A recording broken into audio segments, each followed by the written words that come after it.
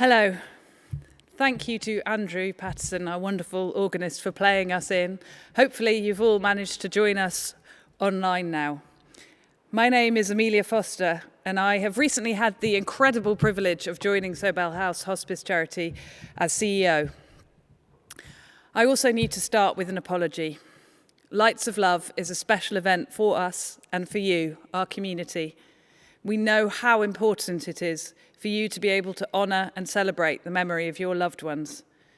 It was very hard for us to make the decision at the last minute to go fully virtual, but we could not ignore the new information that we've received over the last 24 hours. I did actually speak to quite a lot of people this morning, and I want to thank you all for your understanding and for joining us today online to come together with others to cherish and celebrate the memories of the special people that we have lost. At Sobel House, we have the honour of taking care of patients in the last days of their lives. Each patient is unique. Each has their own stories to tell, their hopes, their wishes, their beliefs, their sadnesses, and most importantly, their loves. We also look after some of those loves, the friends and families of our patients going through the hardest days of their lives. In the months and years that follow, remembering brings us, staff, friends, family, together. Through our memories, we cherish, celebrate, and give thanks for our time with the person that we have lost. As A.A. Milne said, through his wonderful creation, Winnie the Pooh, how lucky am I to have had something that makes saying goodbye so hard.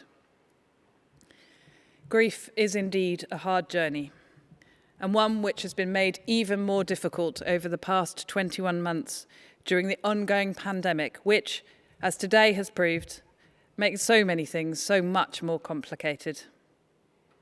Each of us is at a different stage of our journey. For some, our loved one died long ago, while others are still raw with the immediacy of our loss. Wherever we are today, we want to remember and give thanks. Lights of Love is for all of us. It is okay to sit with our feelings and to acknowledge them. We hope that by sharing in the loss and the love, we will help you on your journey, and so we welcome your feelings of sadness, grief, and love to this safe place. Grief is the legacy of love, but the power of memory can be redemptive. Let us be sad, but let us also rejoice in the happy golden days of yore that the wonderful Bryce Norton Military Wives Choir will soon be singing of. First, though, I'm going to hand over to Graham Sykes, who is our chaplain.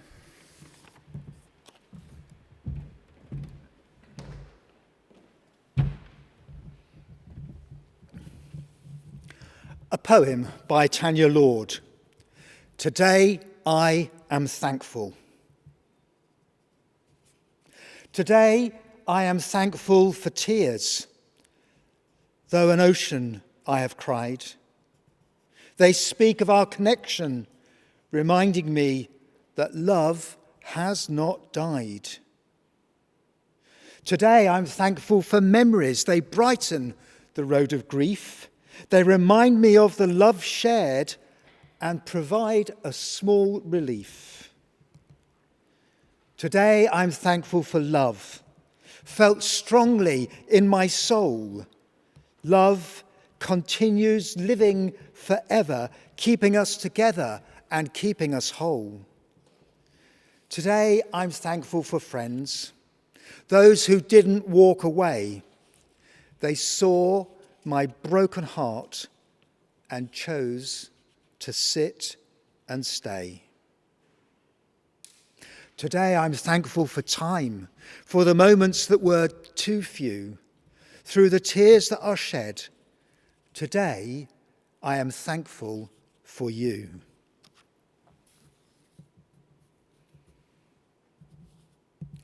Well, I'm one of the chaplains at Sobel House, and my name is Graham. I'm very honoured to be here today.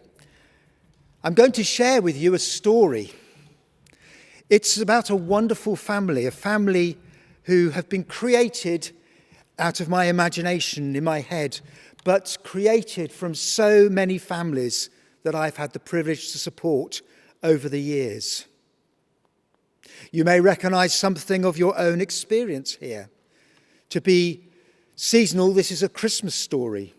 It could just as well be a Valentine's story, and I remember a lovely day when we turned a room in the hospice into a restaurant. We decorated it for Valentine's because that's what a particular couple did on Valentine's Day, and the local Chinese restaurant brought in their favourite meal. It was a very moving time. It was something that was a lovely surprise for them because our patient thought she was just going to go for a walk down the corridor, and she ended up having a romantic lunch. Or it could be a wedding story when we created a wedding venue in the day centre. This was pre-COVID, but there were 70 guests there. At the front, we made a little registry office, and the superintendent registrar came. Illustrates something of how we try to provide for the individual needs of every one of our patients. Many families have created extra special memories in those final few days of their loved ones' lives. The families I've often cared for remember these moments well and recall them with smiles each time I see them. But it's also a special story for me. It evokes lovely memories of the patients we support. And as staff at the hospice, I can say that we remember our patients often with deep joy, each as an individual, filled with their own characters, their own quirks, and so forth. I've laughed with many, and yes, I have also cried. So I hope this service today and the festive period ahead will be filled with times when you can have good memories, remember those people you have loved, remember those special times, hold them dear, and celebrate them with a smile. So here is my story. It's called 12 Days Before Christmas. It was 12 days before Christmas. I remember it well. The snow was falling and it was very, very cold. As usual, at our daily ward handover, the staff team gathered to decide what needed to happen today for each of our patients. And then we came to Helen on our list.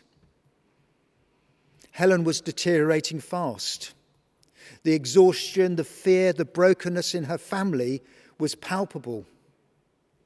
Tom, her husband, looked decades older than he really was.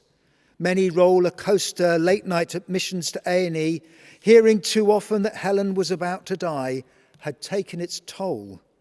He was exhausted. They were exhausted. She was too young to die. Home was where she should be at Christmas, with her young children, her husband, her family. She so wanted Christmas to be normal.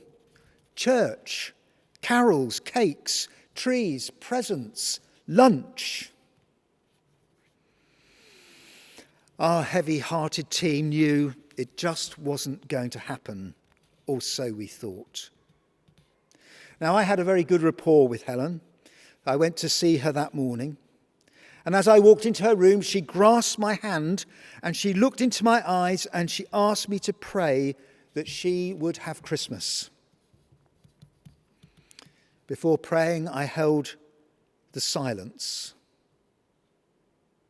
I held the suffering. I held the hope, and we prayed and waited. In time, I wondered aloud, might we bring Christmas forward, do it here in the hospice while she could still enjoy it? After all, the 25th of December is a very arbitrary date. Helen called her family and they liked the idea. And so our team rallied round. By the next day, a nurse had found a tree, decorations and lights for her room. The occupational therapists had, what I can only say is pimped her Zimmer frame, decorating it all with tinsel. The doctors had adjusted her medicine so that she would be at her optimum. And the room was ready. The family arrived. We had a Christmas morning service around the bed. We sang carols together.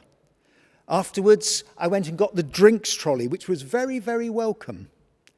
The kitchen provided a wonderful Christmas lunch with all the trimmings. Later that day, when the family had left, I slipped into Helen's room, just to see how she was.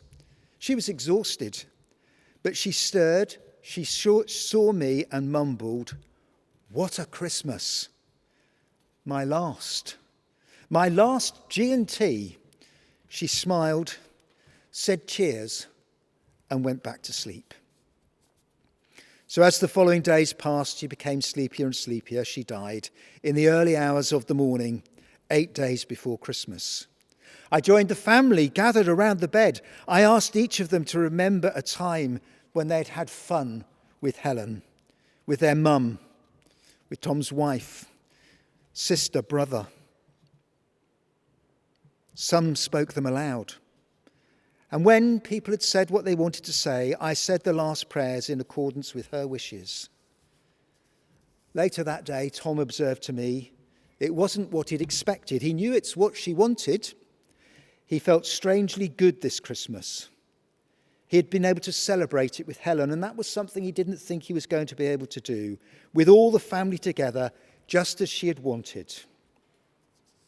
2 years passed, and I met Tom at one of these Lights of Love services. He was there with the children. My, how they had grown.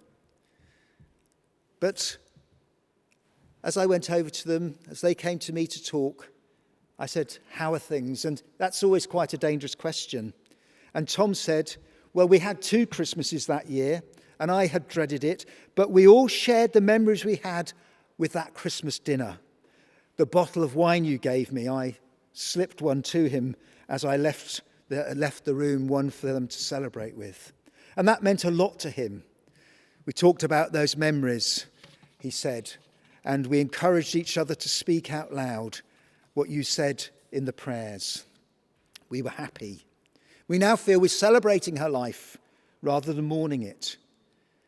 Each Christmas we raise a glass, we drink a toast to her, and sometimes we tease her. It's like she never went away. She'll still always be with us, telling us off, playing on the beach, organising us and laughing with us. She's there. She's there in songs, in music, in poetry, and her paintings on the wall. She's in the kitchen as we cook, at the table for every meal." Tom said to me, "I guess that's what makes a good death." So for me, folks, that's the story of hospice life. So often we give people their lives back, sometimes for just a moment, sometimes for a little longer, but long enough to enjoy one last thing with their family. In the words of Cicely Saunders, who founded the hospice movement, it's not so much the fact of dying that people remember, it's how their loved ones were cared for and how their relatives were supported. That makes the difference.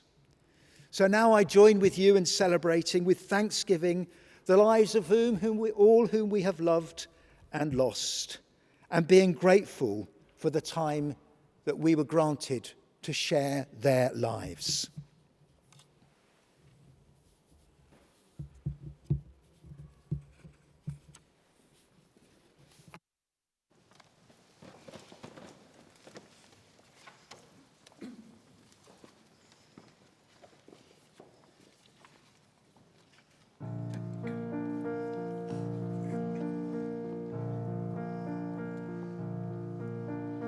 Silent night,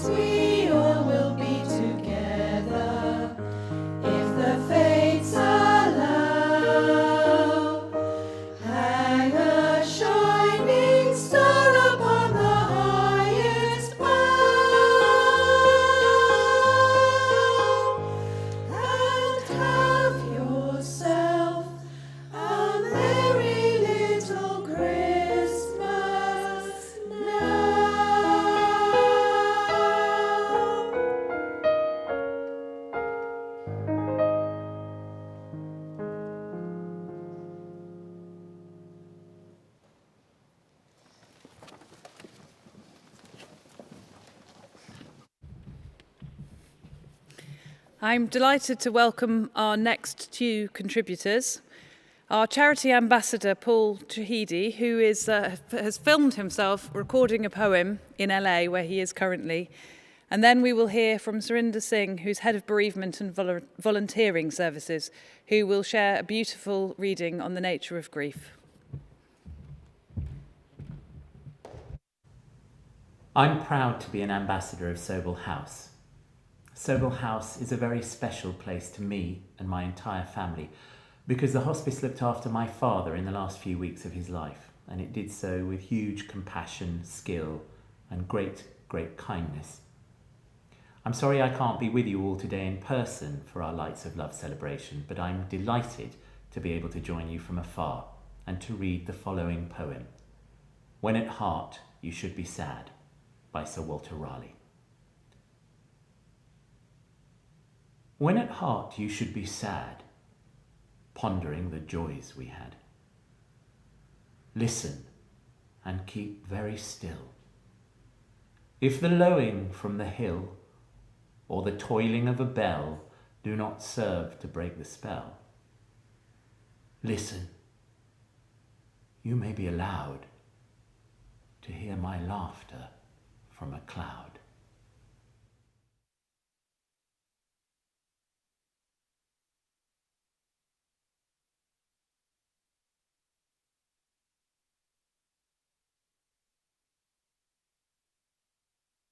Team and I do, we recognise that remembering is part of grieving. Remembering the one we loved can be joyous and painful all at the same time. Memories of the life lived, the holidays taken, the special days planned, and the people loved. The depth of a memory will depend on the thoughts and feelings they evoke in us. There may be times we enjoy the thoughts of them, as well as times when remembering is just too painful. And in that moment, distraction is the best course of action to help us to cope. Special days, such as birthdays, anniversaries, and Christmas, can be particularly emotive and difficult. One of the ways of coping on these special days is to plan and do something that helps us to pause and reflect on the life of our loved ones. A walk in nature, eating a favourite meal, getting together with family, or indeed being alone. There is no right or wrong way of remembering. Doing whatever feels right is the best way. Lights of Love is an event that offers us the time and space to come together to remember those precious memories that we hold so dearly in our hearts. But with everything said and done, remembering helps us to keep connected to our loved ones, and remembering helps to keep memories of them alive and active inside us. I'd now like to share a reading with you which describes someone's journey with grief and how things change over time.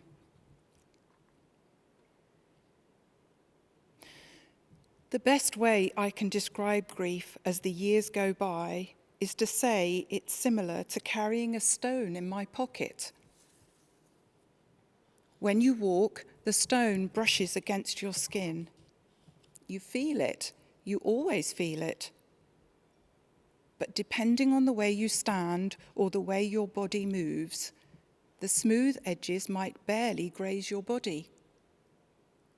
Sometimes you lean the wrong way, or you turn too quickly and a sharp edge pokes you. Your eyes water and you rub your wound, but you have to keep going because not everyone knows about your stone, or if they do, they don't realize it can still bring this much pain. There are days you are simply happy now. Smiling comes easy and you laugh without thinking. You slap your leg during that laughter and you feel your stone and aren't sure whether you should be laughing still. The stone still hurts. Once in a while, you can't take your hand off that stone. You run it over your fingers and roll it in your palm, and you're so preoccupied by its weight, you forget things like your car keys and turn left instead of right. You try to leave it alone, but you just can't. But most days, you can take your hand in and out of your pocket, feel your stone, and even smile at its unwavering presence. You've accepted this stone as your own, crossing your hands over it, saying, "Mine," as children do. You rest more peacefully than you once did. You've learned to move forward the best you can. Some days you want to show the world what a beautiful memory you're holding, but most days you twirl it through your fingers, smile and look to the sky. You squeeze your hands together and hope you are living in a way that honors the missing piece you carry until your arms are full again.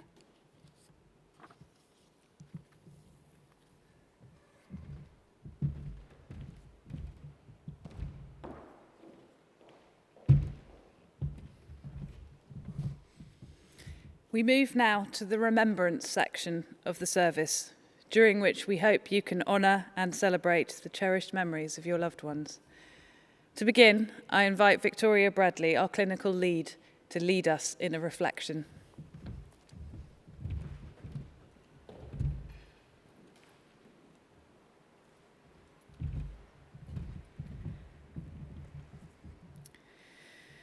Let us remember those whom we have lost. Let us remember a good time spent with them. Let us remember times when we cried together and times when all we could do was laugh. In the stillness, let us remember their voice, saying good morning, saying good night, telling us off, telling us jokes. Let us remember special times celebrated together, weddings and the birth of children. Let us remember sunny evenings by the sea and holidays of pouring rain. Let us remember hobbies shared together and the wonderful ordinariness of day-to-day life. Let us take these memories and be thankful for the love that they gave us and the love we carry for them.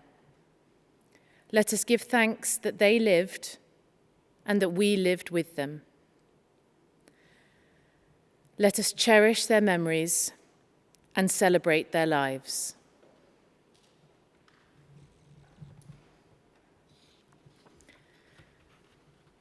We're going to go across now to the hospice, to the clinical team, for a few moments of reflective silence and the lighting of the Christmas tree.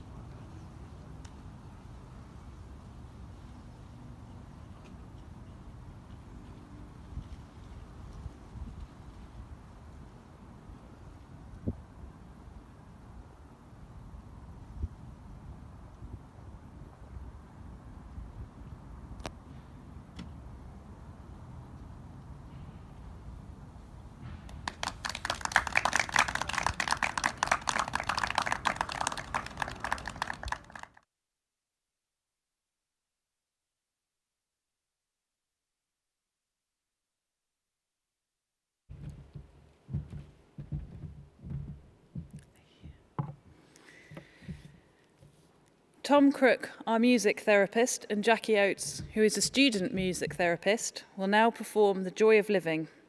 This will be followed by the dedications to your loved ones, accompanied by our organist, Andrew Patterson.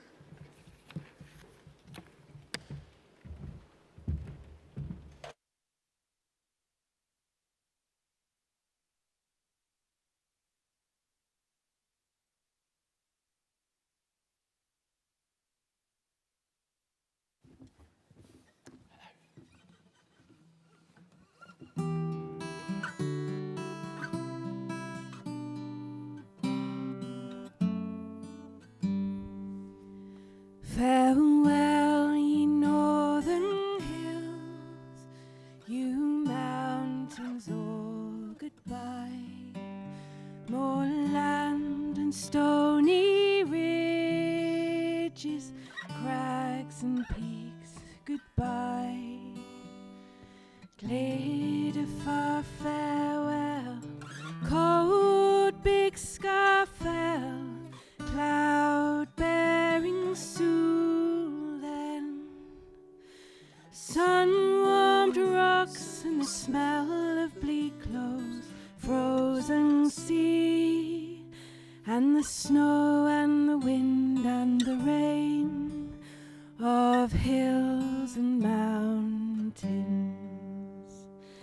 Days in the sun and the tempered earth and the air like wine, and you drink till you're drunk on the joy of living.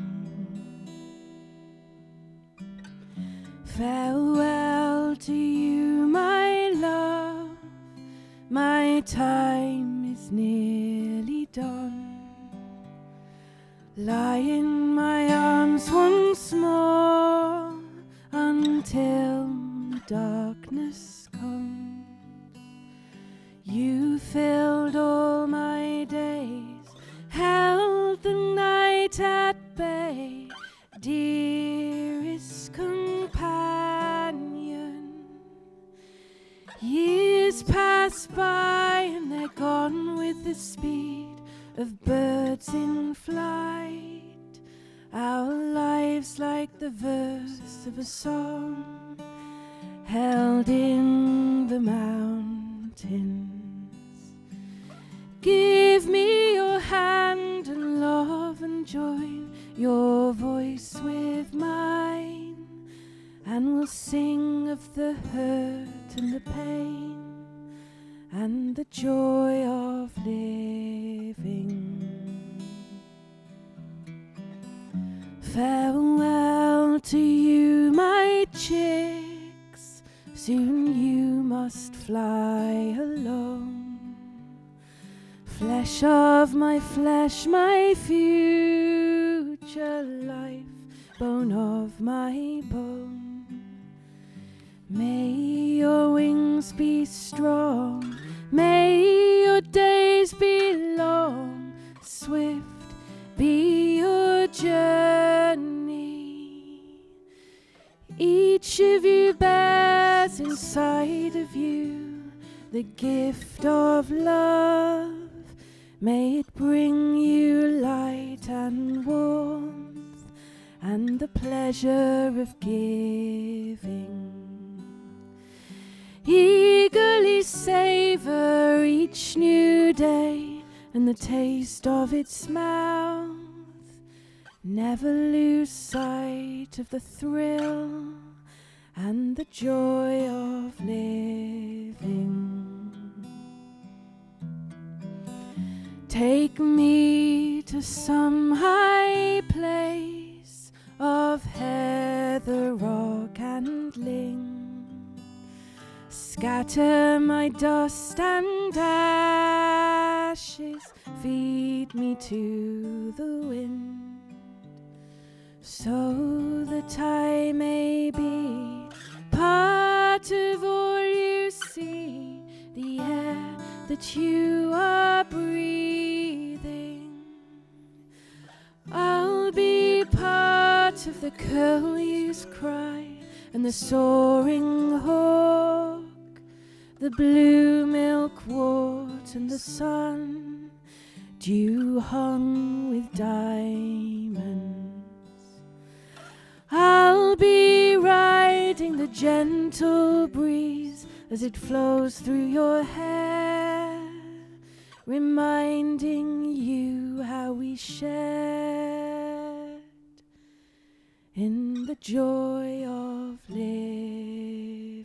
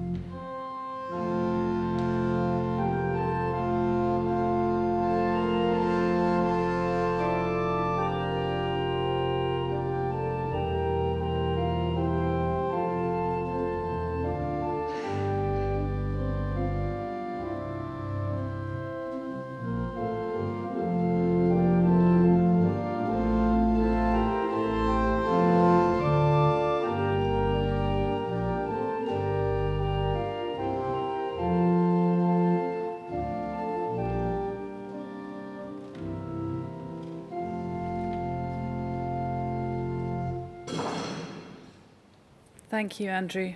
So much love. I'd like to introduce our wonderful choir now, who are going to sing Winter Carol.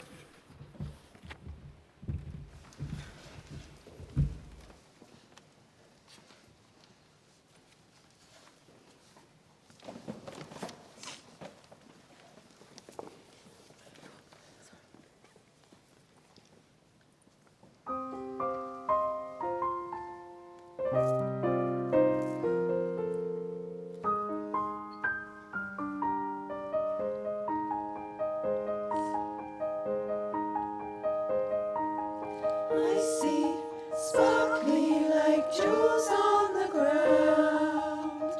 Tiny snowflakes lie still all around. Listen, listen, there's hardly a sound. Winter's here again.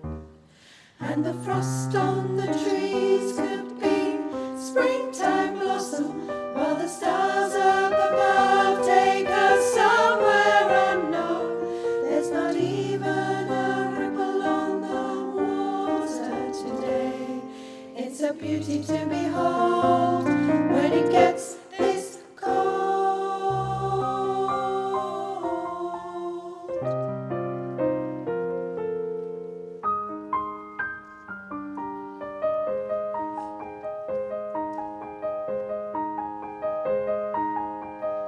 Picture postcard, winter scene, not a single patch of green.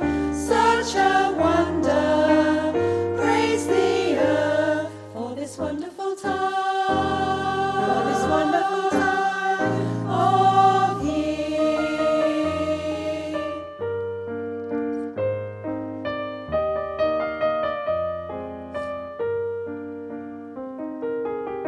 Snowman standing nowhere to go. Little Robin Redbreast, he does to and fro. Footsteps crunch in that very first snow. Winter's here again. Winter's here again. And the frost on the trees could be springtime blossom, while the stars up above take us somewhere unknown. There's not even a ripple on the water today. It's a beauty to behold when it gets this cold.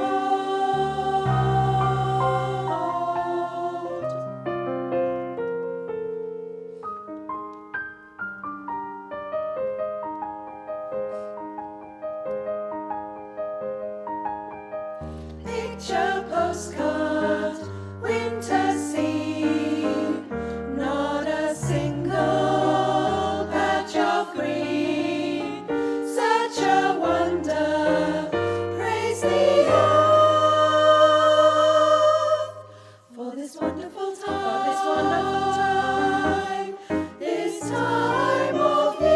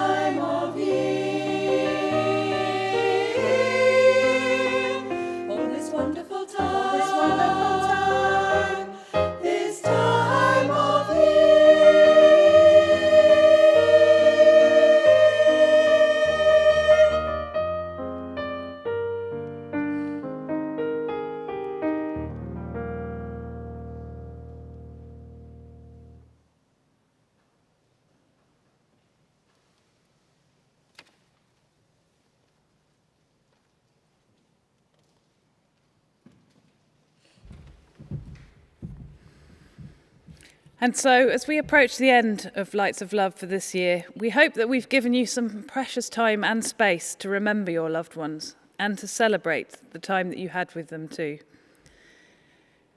As we go forward into the festive season, we hope that this service will stay with you as a reminder that while we are all at different stages on our journeys with grief, we are not alone in grieving. It's okay to be sad that someone special is not with you, but you can celebrate the time that they were too.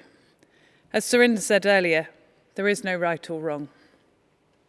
And with celebration and gladness in mind, the choir will sing for us a more uplifting song before we part. Let It Snow.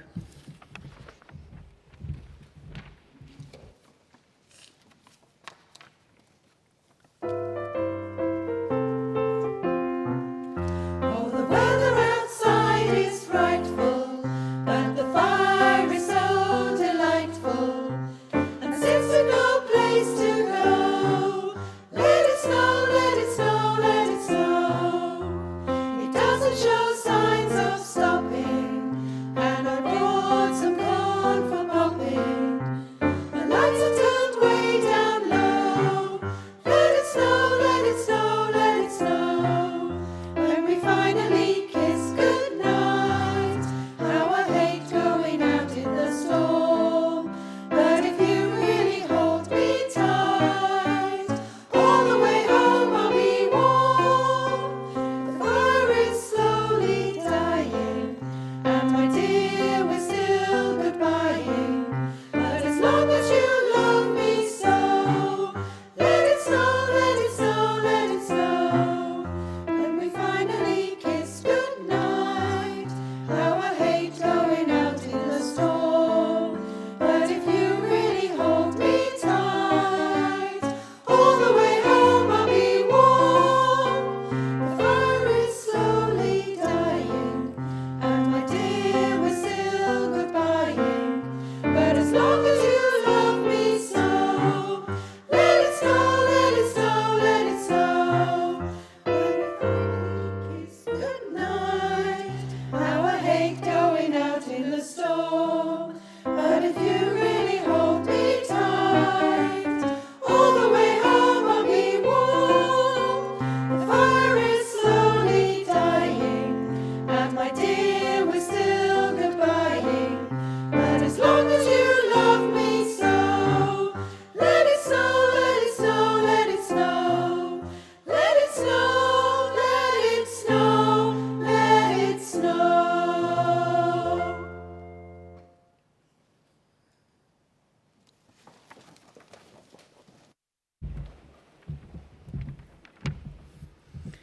Before we finish, I would like to offer some thanks.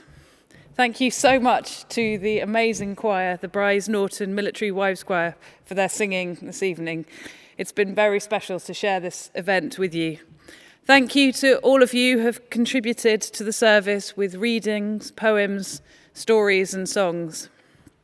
Thank you to all the Sobel House staff who give of themselves tirelessly and with such compassion day in, day out. Thank you to our event sponsors, ProClean, Navigate Business Recovery, Thomas Merrifield and CS Boswell. Thank you also to the generosity of St John's College, Whitney Plant Hire and SSE who all came together to donate and install the tree on a very wet and windy day. Thanks again to all of our musicians and to Andrew Patterson for playing the organ so beautifully. And thank you from me to the staff for responding so swiftly and so professionally to our last-minute change of plans. But most importantly, I want to say thank you to you all. Thank you for joining us virtually today. Thank you for being so understanding about why we had to change our plans, and also for being our supporters. Thank you so much. All that remains for me now is to wish you a peaceful, festive season. Goodbye.